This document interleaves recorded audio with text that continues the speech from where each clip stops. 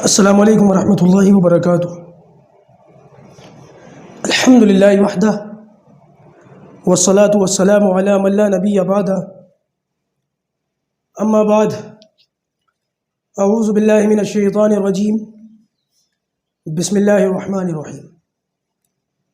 قل اعوذ برب الفلق من شر ما خلق ومن شر غاسق اذا وقب ومن شر النفاثات في العقد ومن شر حاسد اذا حسد، صدق اللہ العظیم۔ یہ سورۃ الفلق ہے، مکی سورت ہے، اور اس کے اندر 5 آیتیں اور 1 رکوع ہے۔ اللہ تبارک و تعالیٰ ارشاد فرماتا ہے، قل، آپ فرما دیجئے، اے پیغمبر آپ فرما دیجئے، اعوذ برب الفلق، میں پناہ مانگتا ہوں صبح کے رب کی، من شر ما خلق، ہر اس چیز کے شر سے جس کو اس نے پیدا کیا، یعنی کہ مخلوق کے شر سے۔ میں اللہ تعالیٰ کی پناہ مانگتا ہوں مخلوق کے شر سے۔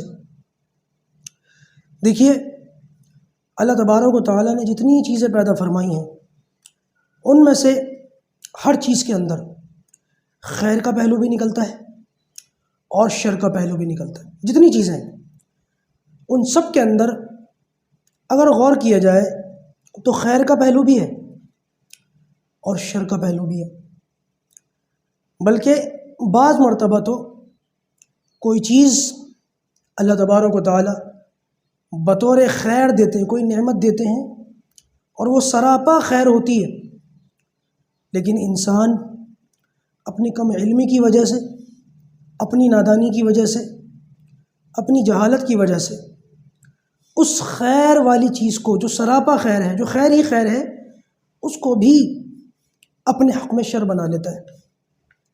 ایک نعمت اللہ تعالیٰ نے دی ہے اور وہ خیر کے طور پر دی ہے، نعمت ہے اللہ تعالیٰ کی، لیکن انسان نے اس نعمت کو جس کے اندر خیر ہی خیر تھی، اپنے حق میں اس کو بھی شر بنا لیا، اچھی چیز کو برائی میں تبدیل کر دیا۔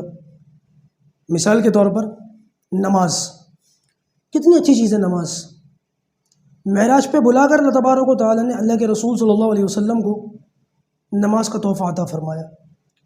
جتنے بھی احکامات ہیں وہ سارے کے سارے زمین پر نازل ہوئے، لیکن جب نماز کی بات آئی تو اللہ تعالیٰ نے زمین پر نازل نہیں فرمایا، پیغمبر کو آسمان پہ بلا لیا، سامنے روبرو، اور پھر اللہ تبارک و تعالیٰ نے اپنے پیغمبر کو یہ لاڈلی عبادت عطا فرمائی۔ اللہ، اتنی بہتر چیز، اور کبھی کبھی انسان اپنی نادانی کی وجہ سے اس نماز کو بھی، جو ایک بہت بڑی نعمت ہے، جو خیر ہی خیر ہے، اپنے حق میں شر بنا لیتا ہے۔ کیسے؟ دیکھیے، اگر یہ نماز اللہ تعالیٰ کی رضا کے لیے پڑھی جائے، اللہ تعالیٰ کے حکم کی اللہ تعالیٰ کی حکم کی تعمیل کے لیے پڑھی جائے، تب تو یہ خیر ہے۔ لیکن اگر کوئی شخص نماز کو صرف اس لیے پڑھے تاکہ لوگ مجھے دیکھیں، میری تعریف ہو، میں عبادت گزار سمجھا جاؤں، تو یہ خیر کی چیز بھی اس بندے نے اپنے حق میں شر بنا لی۔ بعض مرتبہ تو اللہ حفاظت فرمائے، آدمی نماز شروع کرتا ہے اللہ کے لیے اور نارمل نماز پڑھ رہا ہوتا ہے، ابھی وہ اکیلے نماز پڑھ رہا تھا گھر میں یا مسجد میں، ادھر سے کوئی آ گیا، بس ایسا محسوس ہوا کہ کوئی آیا ہے اور نماز لمبی کر دی۔ کیوں؟ تاکہ میری نماز کو دیکھ کر تعریف کرے۔ بہت بڑی خطرناک چیز ہے۔ بعض علماء نے اس کو شرک خفی لکھا ہے، یہ بھی ایک طریقے کا شرک ہے۔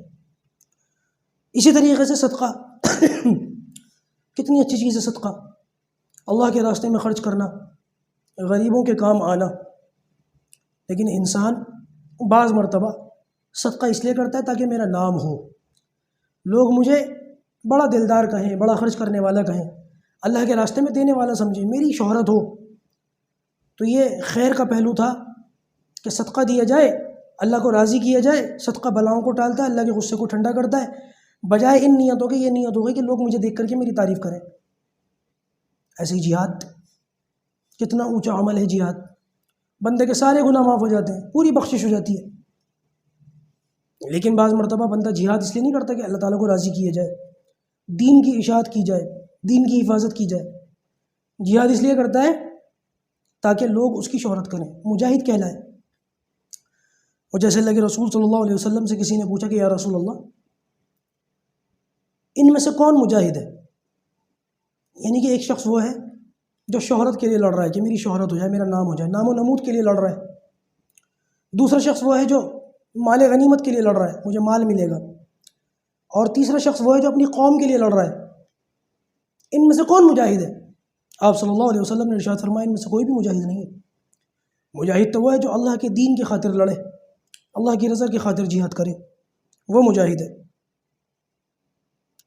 تو بہرحال عرض یہ کر رہا تھا کہ کوئی چیز اللہ تعالیٰ کی بہت بڑی نعمت ہوتی ہے اور اس میں خیر ہی خیر ہوتی ہے، لیکن انسان اس کو کم عقلی اور نادانی کی وجہ سے اپنے حق میں شر بنا لیتا ہے۔ جیسے کہ اولاد کتنی بڑی نعمت ہے اللہ تعالیٰ کی، اور بعض مرتبہ لوگ اپنی نادانی کی وجہ سے، اولاد کی صحیح تربیت نہ کرنے کی وجہ سے، ان کو صحیح پرورش نہ دینے کی وجہ سے، اسی اولاد کو جو اللہ تعالیٰ کی بہت بڑی نعمت تھی اپنے حق میں شر بنا لیتے ہیں۔ اور بعض مرتبہ یہ اولاد دنیا میں بھی کسی کام کی نہیں ہوتی، اور اللہ حفاظت فرمائے بعض مرتبہ یہ اولاد آخرت میں جہنم میں جانے کا ذریعہ بن جاتی ہے۔ تو یہ اولاد تھی جو بخشش کا ذریعہ بن سکتی تھی، انسان کی کمائی تھی۔ یہ اولاد انسان کی سب سے بڑی کمائی ہے، اس کی سب سے بڑی دولت ہے، اور اسی کی تربیت نہ کر کے یا غلط پرورش کر کے انسان نے اس کو بھی اپنے حق میں جو ہے زحمت بنا لیا، شر بنا لیا۔ میاں بیوی، ہسبینڈ وائف، کتنی بڑی نعمت ہے دونوں ایک دوسرے کے لیے۔ دونوں سے ایک دوسرے کے گناہ چھپتے ہیں، ایک دوسرے کی وجہ سے گناہوں پر پردہ ڈلتا ہے، عیب چھپتے ہیں۔ میاں بیوی ایک دوسرے سے محبت کرتے ہیں۔ قرآن مجید کے اندر ارشاد فرمایا گیا لِتَسْكُنُوا إِلَيْهَا، ہم نے تمہیں جوڑا جوڑا پیدا کیا ہے، مرد اور عورت کی شکل میں، لِتَسْكُنُوا إِلَيْهَا، تاکہ تم لوگ سکون اختیار کرو۔ اور بعض مرتبہ یہ میاں بیوی جو ایک دوسرے کے حق میں نعمت ہے، ایک دوسرے کے حق میں خیر ہے، بعض مرتبہ اتنی بری عادتیں ہوتی ہیں اور اتنے جھگڑے اور فساد ہوتے ہیں کہ یہ خیر بھی انسان کے حق میں شر بن جاتی ہے۔ کتنی بہنوں کے فون آتے ہیں کہ ہمارے ماں باپ نے شادی تو کر دی، اور ماں باپ کے فیصلے کے آگے ہم نے بھی سر جھکا دیا، مان لیا جو ماں باپ نے کرا، لیکن کرنے سے پہلے کم سے کم یہ تو دیکھ لیتے کہ انسان بھی ہے یا نہیں، پتہ نہیں کس کے پلے باندھ دیا۔ بعض مرتبہ بہت سے بھائی پریشان ہوتے ہیں کہ پتہ نہیں کس قسم کی بیوی ہمارے گھر میں آ گئی کہ گھر کو جہنم بنا کر کے چھوڑ دیا۔ تو خرابیاں بعض مرتبہ کبھی کبھی مرد کی طرف سے بھی ہوتی ہیں، اور کبھی کبھی یہ خرابیاں عورت کی طرف سے بھی ہوتی ہیں۔ تو یہ رشتہ جو سراپا خیر تھا، انسان اپنی نااہلی کی وجہ سے اس کو اپنے حق میں شر بنا لیتا ہے۔ اسی طریقے سے مال اللہ تعالیٰ کی بہت بڑی نعمت ہے۔ یہ جو مال ہے نا، اس کی اتنی مذمت بھی ٹھیک نہیں ہے جتنی کہ آج کل کے خطیب کرتے ہیں کہ بالکل ہی بچا جائے اور چھوڑ دیا جائے اور اس سے کنارہ کر لیا جائے۔ قرآن مجید میں اللہ تبارک و تعالیٰ نے اس مال کو اپنا فضل کہا ہے، وَابْتَغُوا مِن فَضْلِ اللَّهِ، جب جمعے کی نماز سے فارغ ہو جاؤ تو زمین میں بیٹھ جاؤ اور اللہ کا فضل تلاش کرو۔ علماء کا اس بات پر اتفاق، یہاں اللہ کے فضل سے مراد یہی مال ہے کہ جب یہ مال انسان کے پاس ہوتا ہے تو انسان اس کو صدقہ کرتا ہے، زکوٰۃ دیتا ہے، اللہ کے راستے میں حج عمرے کرتا ہے، اللہ کو راضی کرتا ہے، غریبوں کی غمخواری کرتا ہے، اور اس کے ذریعے سے اللہ تبارک و تعالیٰ انسان کو دوسرے کے آگے ہاتھ پھیلانے سے بچاتے ہیں، دوسرے کے سامنے ذلیل ہونے سے بچاتے ہیں۔ اور یہ مال اس طرح سے یہ مال اللہ تعالیٰ کی بہت بڑی نعمت ہے۔ لیکن کبھی کبھی کچھ لوگ اس مال کو اپنے حق میں شر بنا لیتے ہیں۔ اللہ حفاظت فرمائے، ایسے گھر کو بھی ہم جانتے ہیں، ایسے گھروں کو بھی ہم جانتے ہیں کہ جہاں سے پہلے تلاوت کی آواز آتی تھی، قرآن مجید کی آواز آتی تھی، اور ادھر مال آیا، ادھر ان کا لائف سٹائل چینج ہو گیا۔ جن گھروں سے تلاوتوں کی آواز آتی تھی وہاں سے گانے بجانوں کی آوازیں آنے لگی۔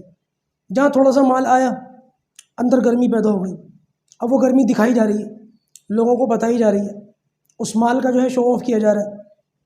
میں ایک شخص کو پرسنلی جانتا ہوں، میرے اپنے خاندان میں سناروں کا خاندان ہے بہت سارے لوگ، تو ایک شخص میری عمر کے، اور حالت ان کی ایسی کہ پہلے اسموکنگ کرتے ہیں، سگریٹ پیتے ہیں، تو سگریٹ جلانے کے لیے پہلے 100 روپے کا نوٹ جلائیں گے اور پھر اس سے سگریٹ جلائیں گے۔ کس قدر بے حرمتی ہے اللہ تعالیٰ کی، یہ فضل ہے اللہ تعالیٰ کا۔ یہ مال اس لیے دیا تھا کہ لوگوں کے سامنے ایسے دکھاوا کرو کہ 100 روپے کا نوٹ جلاؤ اور پھر اس کے بعد سگریٹ جلاؤ۔ اللہ حفاظت فرمائے۔ تو انسان اللہ تعالیٰ کبھی کبھی یہ چیزیں دیتا ہے فضل کے طور پر، اور انسان اس طریقے کی حرکتیں کر کے اللہ تعالیٰ کی ناراضگی مول لے لیتا ہے، پھر اللہ تعالیٰ دنیا میں بھی رسوا کرتا ہے اور آخرت میں بھی رسوا کرتا ہے۔ تو بہرحال یہ بات یاد رکھیے گا کہ ہر چیز کے اندر خیر بھی ہوتی ہے اور شر بھی ہوتا ہے. یہ انسان کے اوپر بات ہے کہ وہ اس کو اپنے حق میں خیر بناتا ہے یا شر بناتا ہے. لیکن دو باتیں یاد رکھیے گا، ایک ہوتا ہے خیر کا مل جانا اور ایک ہوتا ہے شر سے بچ جانا. خیر مل جائے یہ ایک الگ بات ہوئی، اور انسان شر سے بچ گیا یہ دوسری بات ہوئی. اور یہ بات یاد رکھیے گا کہ خیر کا نہ ملنا اتنا بڑا مسئلہ نہیں ہے جتنا بڑا مسئلہ شر کا مل جانا ہے.